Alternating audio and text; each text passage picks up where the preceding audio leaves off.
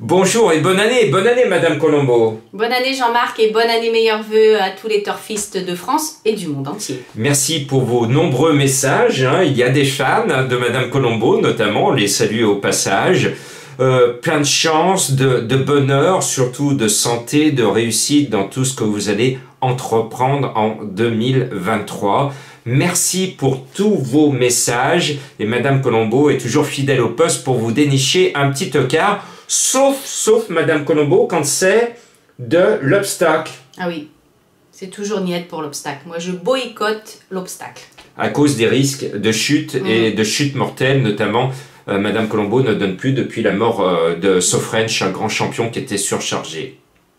Allez, on y va maintenant. On va justement à Pau. Donc, Madame Colombo... À Pau au galop? Oui, non, en obstacle. Ah mince. Donc, vous êtes au chômage technique. Bon, bah tant pis alors. Au revoir. À demain. À demain. Bien, on y va pour Pau avec un non partant, le numéro 1, qui va pas prendre part au départ, avec des chevaux que l'on connaît bien. Certains ont la pointure d'Auteuil.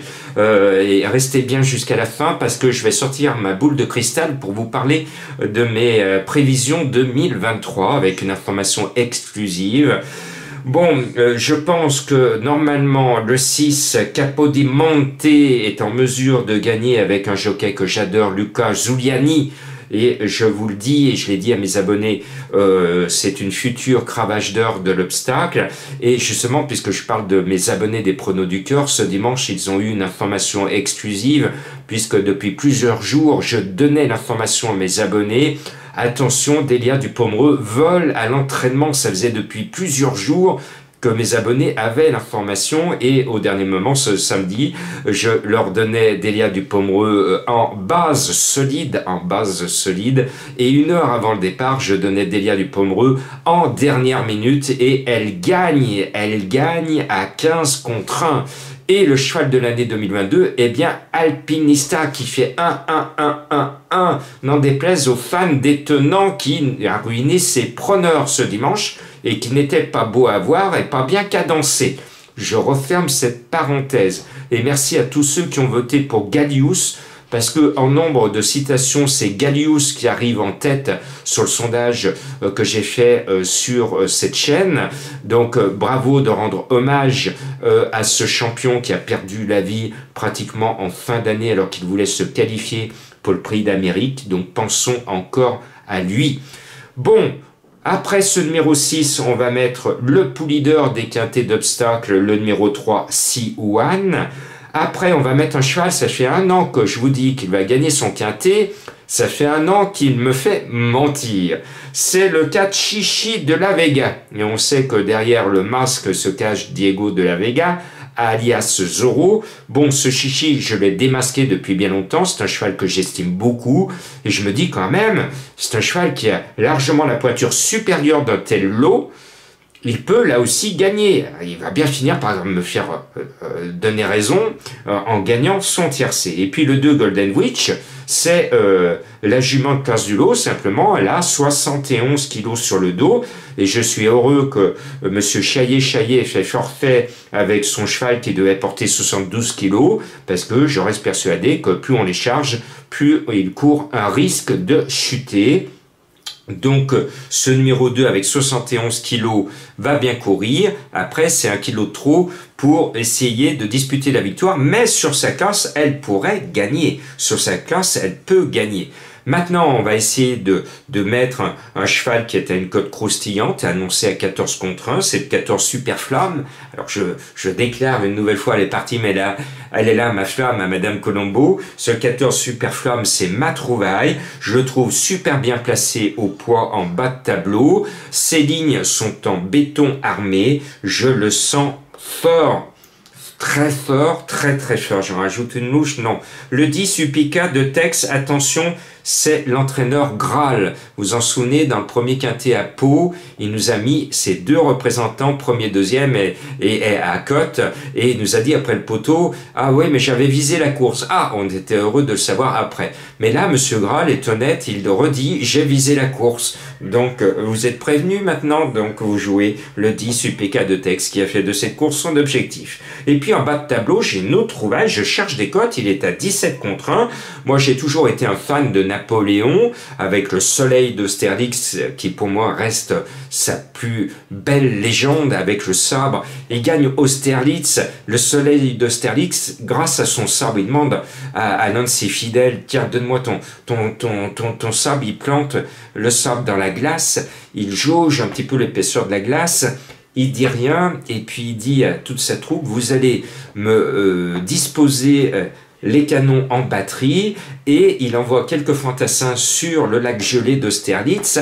Il fait avancer les troupes adversaires sur le lac gelé, en sachant éperdument son stratège, et quand les ennemis sont bien avancés sur le lac gelé, il met en action les canons, et forcément les boulets de canon tombent sur la glace qui était tendre, et les adversaires tombent dans l'eau, se noient, et la victoire est là pour Napoléon, qui était un fin stratège, Donc, en hommage à ce grand stratège, je mets le 16 Bonaparte Forlonge. Moi, je suis un petit stratège, j'aime bien jouer aux échecs.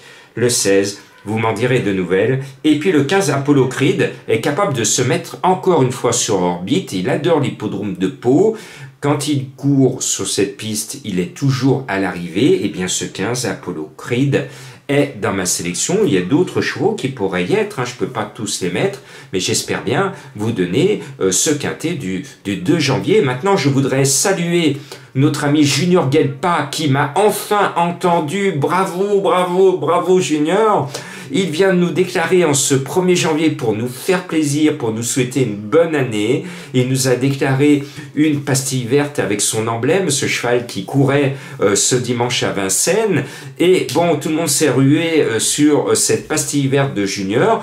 Bon, il court proprement, le cheval, il paye quand même ses fans puisqu'il rentre dans les jeux de multi, mais il est 4e. Mais merci Junior, ma pétition est revenue à tes oreilles, donc c'est très très bien. Merci Junior de continuer en cette année 2023 à nous dire honnêtement quand tu es confiant, et on t'en remercie. Cette pastille verte, qu'est-ce qu'elle nous a fait du bien en ce dimanche. Et maintenant je termine, chose promise, chose due, par ma boule de cristal pour vous donner mes prédictions 2023. Eh bien je vais vous dire, écoutez bien ce qui va se passer en 2023. Je vois la résurrection d'un hippodrome qui était tombé dans les oubliettes, on n'en parlait plus, c'était fini. Et grâce au maire de la commune, Jacques Miard de Maisons-Laffitte, je pronostique, je prédis la réouverture en 2023 de l'hippodrome de Maisons-Laffitte. On va voir si mes prédictions sont bonnes. En tout cas, on aura plaisir à retourner au champ de course dans cette deuxième capitale du cheval, parce qu'on dit que la capitale du cheval c'est Chantilly, oui, mais il y a une autre capitale du cheval qui a toujours été le parent pauvre des courses de galop, et c'est dommage, c'est Maisons-Laffitte, et heureusement la ville de Maisons-Laffitte a un maire extraordinaire, un maire qui est amoureux de son hippodrome, un maire qui est amoureux du cheval, un maire qui se bat pour conserver les traditions du cheval. Nous, les traditions du cheval, on les brade pour construire des immeubles. À Lyon, on nous a bradé notre champ de course du Grand Camp pour y construire un complexe universitaire. Et puis on avait un centre d'entraînement à côté de Paris, juste en face de l'hippodrome, pour économiser la planète. Et bien, qu'est-ce qu'on a fait? Pour des projets immobiliers, pour faire encore du logement, on a fait fuir le centre d'entraînement. On les a mis à Chazay-sur-Ain pour dépenser du carburant et ne plus économiser la planète. C'est une bêtise monumentale. Voilà, un hippodrome à Marseille est condamné dans le futur également. Tout cela parce qu'on lorgne sur la valeur des terrains pour construire. Et il faut toujours construire. Il faut gagner des sous. Il faut gagner beaucoup de sous. Eh bien, bravo au maire de Maisons-Laffitte qui, lui, ne pense pas aller aux sous. Il respecte la tradition du cheval. S'il y avait en France autant de maires que celui de Maisons-Laffitte, peut-être que nos hippodromes, qu'ils soient petits, moyens ou grands, ne seraient plus menacés. Je pense notamment à feu l'hippodrome d'Évry. l'hippodrome d'Evry.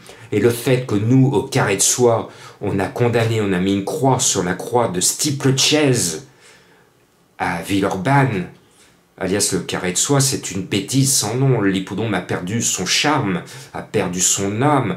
Moi, j'y vais régulièrement, il n'y a plus personne sur l'hippodrome. C'est d'une tristesse sans nom. L'hippodrome a perdu son âme, et j'en suis très triste, très triste. Enghien qui a perdu ses courses en obstacle, c'est une bêtise, c'est une bêtise, c'est une bêtise. Donc voilà mes prédictions, et puis je pense que nos Irlandais, nos Anglais, nos Irlandaises, nos Anglaises vont encore nous gagner pas mal de courses en 2023. Voilà, et puis je vais vous donner la réponse de mon cheval mystère qui avait un jour d'avance. Je vous avais dit, je vous avais raconté l'histoire de cette chute, de cette histoire, de cette vieille histoire. Là, il faut remonter à mon cheval mystère d'hier, diffusé en direct. Alors, certains d'entre vous ont été déstabilisés parce que vous n'avez pas trouvé la vidéo, mais elles étaient enregistrées en direct. Donc, il faut aller dans la rubrique direct pour voir mes pronostics quand ils étaient en direct et quand de temps en temps ils sont en direct. Je vous parlais de cette chute en disant cet homme qui trébuche d'un building et qui prononce le nom de mon cheval mystère à chaque étage.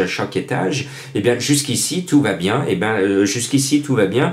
C'est la Réunion 1 de Pau, c'est la course 6, il a le 505. Jusqu'ici, tout va bien. C'est ce que dit cet homme qui a trébuché d'un building. Et il prononce le nom de mon cheval mystère jusqu'au 5e, 4e, 3e, 2e, premier étage.